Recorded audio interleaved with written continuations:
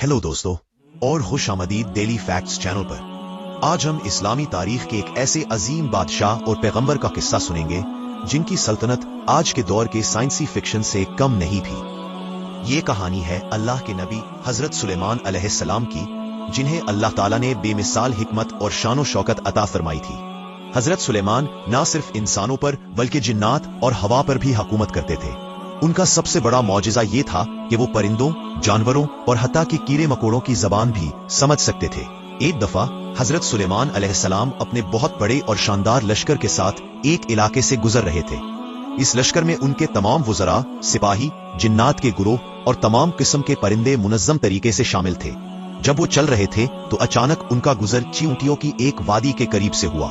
हजरत सुलेमान ने रुक कर तवज्जो दी और उन्होंने सुना कि चींटियों की सरदार दूसरी चींटियों से मुखातब है और कह रही है, ए चींटियों, जल्दी से अपने अपने बलों और ठिकानों में घुस जाओ। हजरत सुलेमान का बहुत बड़ा लश्कर आ रहा है, कहीं ऐसा ना हो कि वो तुम्हें कुचल डाले और उन्हें इसका एहसास भी ना हो।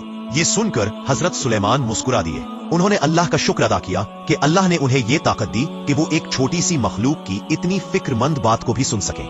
उन्होंने फौरन लश्कर को हुक्म दिया कि एहतियात से गुजरें ताकि कोई भी चींटी कुचली न जाए। ये वाकया हमें सिखाता है कि एक अजीम बादशाह होने के बावजूद हजरत सुलेमान अपने आसपास की सबसे छोटी मखलूक के लिए भी कितनी हमदर्दी और एहतियात रखते थे।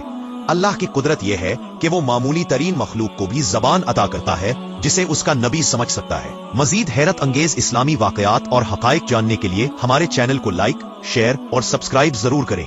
अगली वीडियो तक के लिए खुदा हाफिज।